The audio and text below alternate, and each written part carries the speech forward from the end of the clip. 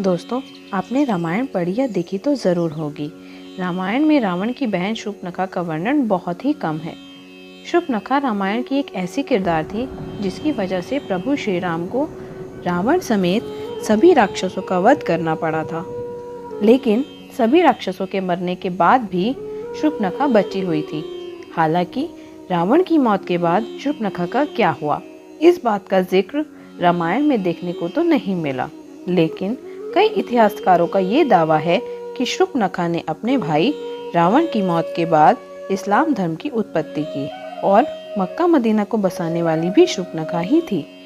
कई इतिहासकारों का ये भी कहना है कि इस दुनिया में जितने भी मुसलमान हैं वो सब शूर्पणखा के ही वंशज हैं। दोस्तों, भले ही ये सारी बातें आपको कहानी की तरह लग रही हों, लेकिन आज की इस वीडियो में हम शूर्पणखा के बहुत से राजों का पर्दाफाश करेंगे। रामायण के हिसाब से हमें बताया जाता है कि जब रावण ने माता सीता का अपहरण किया था, तब राम जी ने माता सीता को आज़ाद करने के लिए रावण समेत उसके पूरे वंश का नाश कर दिया था। लेकिन सभी राक्षसों में रावण का छोटा भाई विभीषण हमेशा धर्म के रास्ते पर ही चलता था और विभीषण ने इसी तरह धर्म का ही साथ देते हुए अपने भाई रावण को छोड़कर प्रभु श्री राम की सेना को चुना। इसके बाद जब प्रभु श्री राम ने रावण का वध करके माता सीता को आज़ाद कराया था, तब उन्होंने लंका का सारा राजपाट और सारी जिम्मेदारियां विभीषण को सौंप दी थी। उसके बाद शूर्पणखा कहाँ गई और उसका क्या हुआ, इस बात का जिक्र रामायण के किसी भी पन्ने पर नहीं मिलता है। दरअसल दोस्तों, जब शूर्पणखा ने प्रभु श्री राम के आगे विवाह का प्रस्ताव रखा तो उन्होंने साफ इनकार कर दिया, क्योंकि उनका विवाह माता सीता से हो चुका था। प्रभु श्री राम ने शूर्पणखा से इशारे में यही प्रस्ताव अपने भाई के आगे रखने को कहा। जब शूर्पणखा ने लक्ष्मण के आगे प्रस्ताव रखा, तब लक्ष्मण ने भी शूर्पणखा का प्रस्ताव ठुकरा दिया, जिसके बाद शूर्पणखा प्रभु श्री राम के सामने आकर माता सीता को बुरा भला कहने लगती है। इतना ही नहीं, वो भगवान श्री राम को धमकी भी देती है कि अगर प्रभु श्री राम ने शूर्पणखा से विवाह नहीं किया तो वह माता सीता को मार देंगी। इसके बाद जैसे ही माता सीता को मारने के लिए वे आगे बढ़ती हैं, तभी लक्ष्मण जी माता सीता को बचाव करते हुए शूर्पणखा की नाक काट देते हैं। इसके बाद शूर्पणखा जब अपनी कटी नाक लेकर अपने भाई रावण के पास जाती है और उसे सारी बात बताती है, तब रावण अपनी बहन के अपमान को सुनकर बेहद क्रोधित हो जाता है और माता सीता का अपहरण कर लेता है और फिर भगवान राम रावण को मृत्युदंड की सजा देते हैं। लेकिन दोस्तों, आप लोगों के मन में यह बात जरूर आ रही होगी कि इसके बाद शूर्पणखा का क्या हुआ। इतिहासकारों के मुताबिक यह भी कहा जाता है कि शूर्पणखा खुद को बेहद सुंदर स्त्री मानती थी और जब लक्ष्मण जी ने माता सीता को बचाने के लिए उनकी नाक काट दी तो वह अपने चेहरे को देखकर बहुत ही शर्म महसूस करती थी और नाक कट जाने के बाद वो हमेशा अपने चेहरे को एक काले कपड़े से छुपा कर रखती थी। शूर्पणखा को जब पता चला कि उसके सारे भाई प्रभु श्री राम के हाथों मारे जा चुके हैं, तो उसने दैत्य गुरु शुक्राचार्य के पास जाने का फैसला किया और वहां जाकर उन्हीं के आश्रम में रहने लगी थी।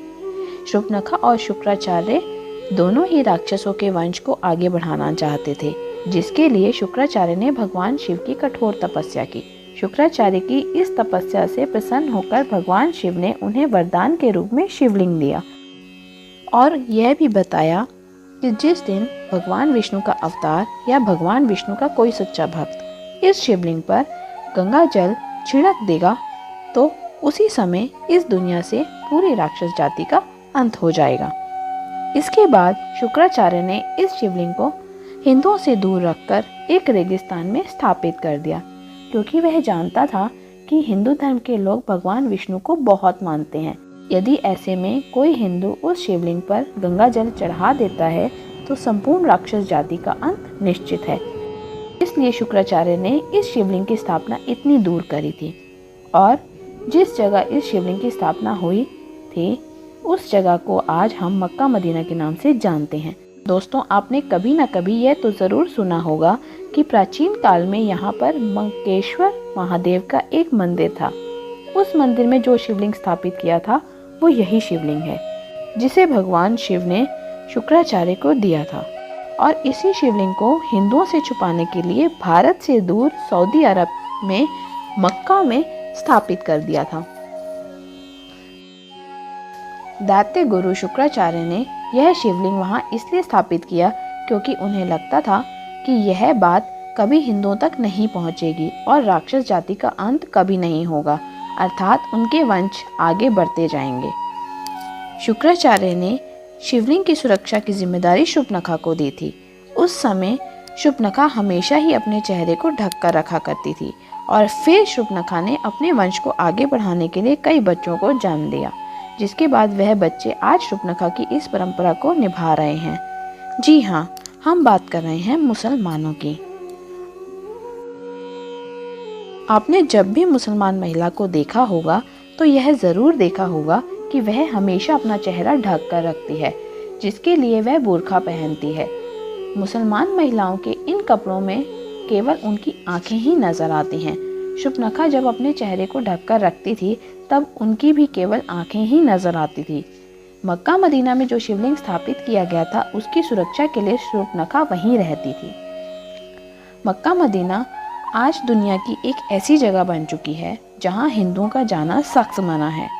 कहा जाता है कि मक्का मदीना के आसपास के स्थानों पर भी हिंदुओं का जाना मना है, कोई भी हिंदू वहां नहीं रह सकता। मक्का मदीना में रहकर ही शूर्पणखा ने कई परंपराओं का निर्माण किया, जिनमें से एक परंपरा थी बुर्का पहनने की। यह रिवाज शूर्पणखा के समय से ही चल रहा है। ऐसा माना जाता है कि द्वापर युग बीतने के बाद शूर्पणखा के वंशज आज के समय में इब्राहिम धर्म के अनुयायी हैं और इस वजह से इस्लाम धर्म में शुक्रवार को विशेष महत्व दिया जाता है। इस बात का जिक्र धर्म ग्रंथों में भी हुआ है। दोस्तों, यह बात कभी न कभी आपके दिमाग में ज़रूर आई होगी कि ऐसी कौन सी वजह है कि हिंदुओं को मक्का मदीना में नहीं जाने दिया जाता। हो ना हो, यह इस बात की ओर ही इशारा करती है कि इस्लाम धर्म के लोग जानते हैं कि अगर किसी हिंदू ने मक्का मदीना में प्रवेश कर शिवलिंग पर जल छिड़क दिया तो राक्षसी जाति का अंत निश्चित है। इस दुनिया का सबसे पहला धर्म सनातन धर्म ही है और हर हिंदू सनातनी है। दोस्तों, कमेंट करके ज़रूर बताएं कि आपको क्या लगता है, मक्का मदीना के बारे में कई जाने वाली ये बातें कहाँ तक सच हैं। क्या शूर्पणखा ने मक्का मदीना को बसाया था या फिर यह एकमात्र कल्पना है? अपनी राय कमेंट सेक्शन में ज़रूर बताएं। साथ ही इस वीडियो को लाइक करें और शेयर करें। ऐसी और वीडियोस के लिए हमारे चैनल को सब्सक्राइब करें।